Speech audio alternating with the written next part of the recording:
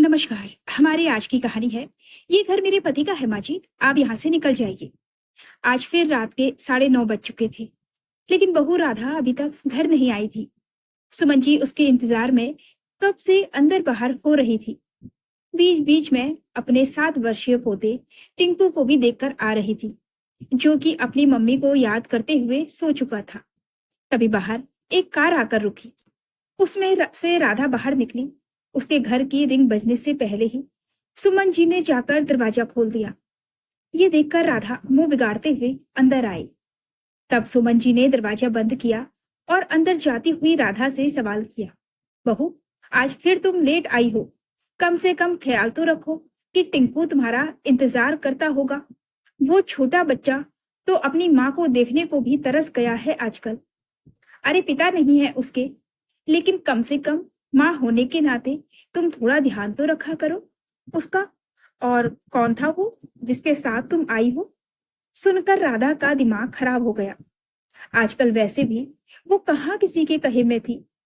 उसने पलट कर कहा, मम्मी जी, मैं कभी भी आऊं और किसी के भी साथ आऊं, आप कौन हो मुझसे ये सवाल करने वाली? बहू, कैसी बातें कर रही हो तुम? मैं तुम्हारी सास हूँ, इस घर की एक सदस्य हूँ। क्या मुझे कुछ बोलने का हक नहीं है? सुमन जी ने कहा। सुनकर राधा पलटते हुए बोली, नहीं है, बिल्कुल नहीं है मम्मी जी। ये घर मेरे पति ने खरीदा था। इस घर पर मेरा हक है, आपका कोई काम नहीं है। निकलिए आप यहाँ से। अब मैं आपकी जिम्मेदारी नहीं उठा सकती। अचानक अपनी बहू राधा के मुंह से ये बातें सुनकर सुमन जी के पैर वहीं के वहीं थम गए। बहू, ये तू क्या कह रही है? अगर तू मुझे घर से निकाल देगी तो मैं कहाँ जाऊंगी? मेरा तो इस दुनिया में अब कोई नहीं है। सुमन जी बहू राधा के सामने आंखों में आंसू लाकर बोली, तो मैं क्या करूं? बहुत सारे वृद्धाश्रम है इस शहर में, वहां जाकर रह लीजिए। आपकी पूरी जिंदगी भर का ठेका मैंने नहीं ले रखा है। राधा कठोर बनते हुए बोली, बहू, ऐसा मत बोल। इस दुनिया में तुम्हारे और टिंकू के अलावा और कौन है? मेरा मेरा बेटा भी अब इस दुनिया में नहीं रहा है। तुम लोगों के भरोसे मैं अपनी बची हुई जिंदगी भी जी लूंगी, पर मुझे घर से मत निकाल। मैं कहाँ जाऊंगी? सुमन जी हाथ जोड़ते हुए बोली, बस बहुत हो गया। मैंने आपके बेटे से शादी की थी। आपका जिंदगी भर का ठेका मेरे सर नहीं लिया था। आपका बेटा अब इस दुनिया से जा चुका है, तो आप मुझसे क्या उम्मीद करती हो? पर बहू, ये घर तो मेरे बेटे ने अपनी कमाई से खरीदा था, तो मुझे इसमें से कैसे निकाल सकती है? बिल्कुल निकाल सकती हूँ। आपके बेटे ने ये घर अपनी कमाई से खरीदा था और ये घर उसके नाम पर ही था। अब उसकी विधवा होने के नाते ये घर मेरा है, इसलिए चुपचाप निकल जाइए यहाँ से। मुझे आपकी शक्ल भी नहीं देखनी है। कहते हुए राधा ने सुमन जी की बाह पकड़ी और जबरदस्ती खींचते हुए उन्हें घर के दरवाजे पर ले आई और जबरदस्ती बाहर धकेलते हुए घर का दरवाजा अंदर से बंद कर लिया। सुमन जी काफी देर तक वहां दरवाजा खटखटाते हुए राधा से दरवाजा खोलने की विनती करती रही, लेकिन राधा ने दरवाजा नहीं खोला। हाँ, आसपास की भीड़ जरूर इकट्ठा हो गई। तकरीबन 1.5-2 घंटे तक सुमन जी घर के दरवाजे के बाहर बैठी रही, पर राधा तो इतनी संगदिल हो चुकी थी कि उसने दरवाजा ही नहीं खोला। अब रात के 12 बज चुके थे। उन्हें समझ में नहीं आ रहा था कि वो जाएं तो कहाँ जाएं। धीरे धीरे भीड़ भी छट चुकी थी। आखिर कौन इस पचड़े में पड़ना चाहेगा? आजकल किसके पास इतना वक्त है? लेकिन पड़ोस में रहने वाली सुमन जी की सहेली प्रिया और उनका बेटा गौरव उनके पास आई। उन्हें अपने साथ अपने घर ले गए। उन्हें घर ले आने के बावजूद भी सुमन जी के आंसू रुक नहीं रहे थे।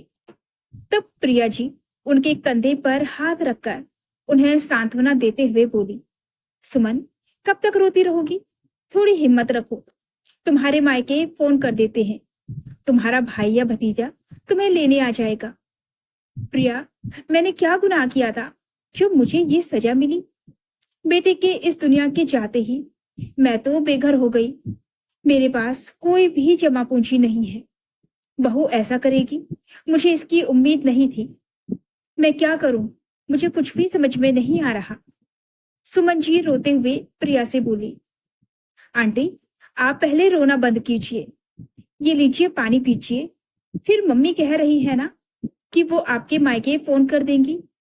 आपका भाई और उनका बेटा तो बहुत अच्छे हैं। वो आपको पूरा सपोर्ट करेंगे। इसलिए अपने आप को बेघर तो मत कहिए। प्रिया जी का बेटा गौरव उन्हें समझाते हुए बोला, हे भगवान, क्या दिन दिखा रहा है मुझे। क्या एक माँ अपने बेटे की कमाई पर कोई हक नहीं रखती? उसके मरते ही उसकी सारी प्रॉपर्टी उसकी पत्नी की हो गई। भला ये कैसा कानून है? सुमन जी रोते हुए बोली। वहीं बड़ी मुश्किल से प्रिया जी और गौरव ने उन्हें समझाया। काफी देर तक वो यूं ही मौन रही। तब प्रिया जी के समझाने पर वो आराम करने के लिए पलंग पर लेट गई। पलंग पर लेटते ही उन्हें अपनी पिछली जिंदगी याद आने लगी। कितनी खुशहाल जिंदगी थी उनकी। उनका विवाह संयुक्त परिवार में हुआ था।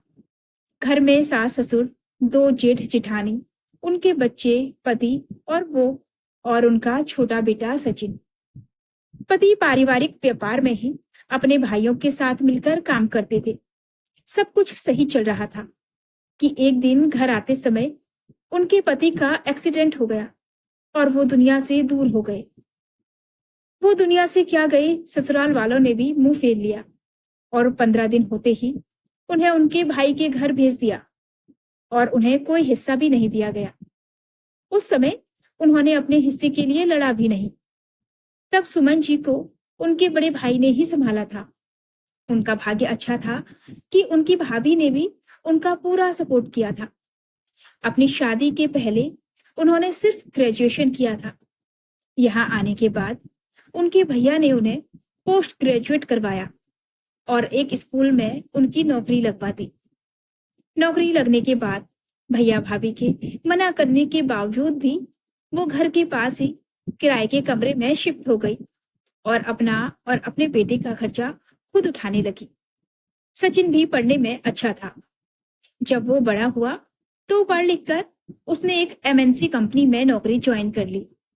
नौकरी लगने के बाद काफी देखभाल कर राधा के साथ सुमन जी ने उसकी शादी करवा दी।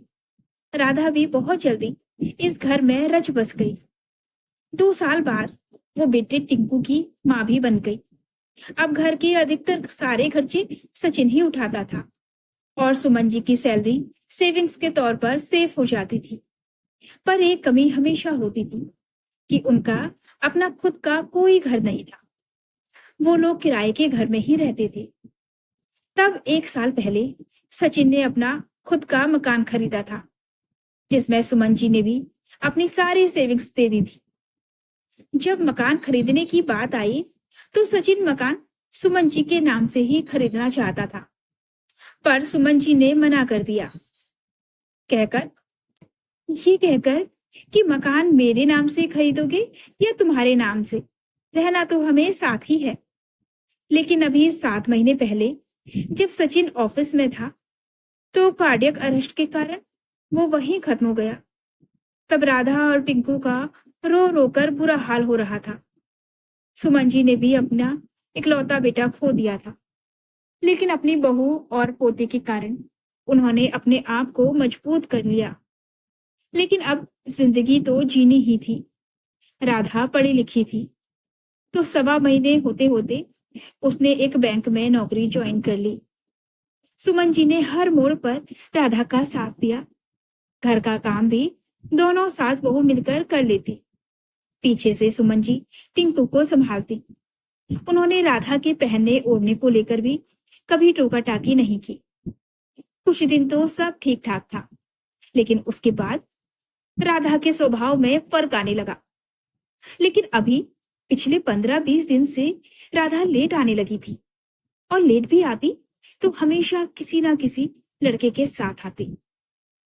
अब तो आस पड़ोस में भी बातें होने लगी थी। सुमन जी उससे पूछने की कोशिश करती तो वो भड़क जाती।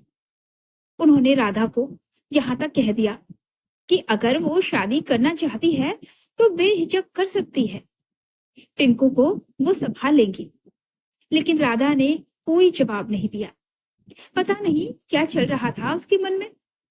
लेकिन आज ये सब हो गया, इसकी तो सुमन जी को बिल्कुल भी उम्मीद नहीं थी। सोचते सोचते कब सुमन जी को नींद आ गई, उन्हें पता भी नहीं चला। सुबह जब उनकी आंख खुली तो बाहर उनके भैया की आवाज आ रही थी। वो उठकर बाहर आए तो उन्हें देखते ही रो पड़ी। आखिर उनके भैया ने उन्हें हिम्मत बधाई और उन्हें लेकर अपने घर आ गए। घर आने के बाद सुमन जी अपने भाई के परिवार के साथ बैठी हुई थी। तब सुमन जी बोली, क्या मेरी पूरी जिंदगी ऐसे ही बीतेगी? ससुराल में मुझे कुछ नहीं मिला और अब बेटे के जाने के बाद भी ये हो रहा है।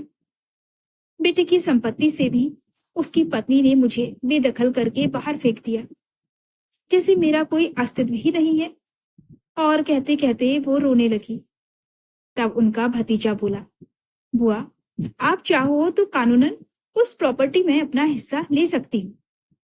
बेटे, पर कानून तो कहता है कि पति की मृत्यु के बाद उसकी सारी संपत्ति उसकी विधवा की हो जाती है। तो भला मुझे उस घर में कहां से हिस्सा मिलेगा? इसलिए तो बहू ने मुझे उस घर से धक्के देकर निकाल दिया। सुमन जी उदास होते हुए बोली, बुआ, ये सिर्फ एक अधूरा ज्ञान है। कई लोगों को तो ये पता ही नहीं है कि यदि शादीशुदा बेटे की मृत्यु के बाद संपत्ति उसकी विधवा पत्नी को मिलती है तो वो माता पिता को घर से बेदखल नहीं कर सकती, क्योंकि हिंदू उत्तराधिकार अधिनियम के अनुसार माता पिता को भी संपत्ति में अधिकार प्राप्त होते हैं। उनके भतीजे ने उन्हें समझाया। क्या सचमुच ऐसा हो सकता है? सुमन जी हैरानी से बोली, क्यों नहीं हो सकता बुआ? हिम्मत करोगी तो बिल्कुल होगा। अपने पति की संपत्ति में आपने हिस्सा छोड़ दिया, लड़ी तक नहीं। लेकिन क्या बेटे की संपत्ति भी यूं ही हाथ से जाने दोगी? जबकि आपकी बहू के लक्षण ऐसे नहीं लग रहे हैं कि वो मकान भी संभाल पाएगी। इसलिए लड़ो। आखिर अपने भतीजे की बात सुमन जी को बहुत अच्छे से समझ में आ गई और उन्होंने उसकी मदद से राधा पर केस फाइल कर दिया। जब राधा को पता चला तो वो तिल मिलाकर रह गई। उसने भी अपनी तरफ से वकील हायर किया, क्योंकि वो मकान में सुमन जी को कोई हिस्सा नहीं देना चाहती थी। आखिरकार 1 साल की कड़ी मशक्कत के बाद फैसला सुमन जी के हक में आया और राधा को सचिन की प्रॉपर्टी में से सुमन जी को भी हिस्सा देना पड़ा। अब सुमन जी उसी मकान में रहती थी और उन्होंने वहीं आस पड़ोस के बच्चों को ट्यूशन पढ़ाना भी शुरू कर दिया था, जिससे वो अपना खर्चा भी आराम से उठा सकती थी। राधा अभी भी चिड़चिड़ाती थी, लेकिन सुमन जी उसकी तरफ ज्यादा ध्यान नहीं देती थी। राधा ज्यादा कुछ बोल नहीं पाती थी, क्योंकि वो जानती थी कि जो माँ अपने बेटे की प्रॉपर्टी के लिए कोर्ट तक पहुंच सकती है, वो उसके खिलाफ बोलने की हिम्मत भी रखती है। तो दोस्तों, ये थी हमारी आज की कहानी। कहानी आपको कैसी लगी हमें कमेंट करके जरूर बताएं। आपको कहानी पसंद आई हो तो वीडियो को लाइक और शेयर करना ना भूलें। हर रोज नई कहानी सुनने के लिए आप हमारे चैनल नीलम स्टोरीज वॉइस को सब्सक्राइब करना बिल्कुल ना भूलें। तो फिर दोस्तों, मिलते हैं एक और नई कहानी के साथ। तब तक के लिए हमें अनुमति दीजिए। धन्यवाद।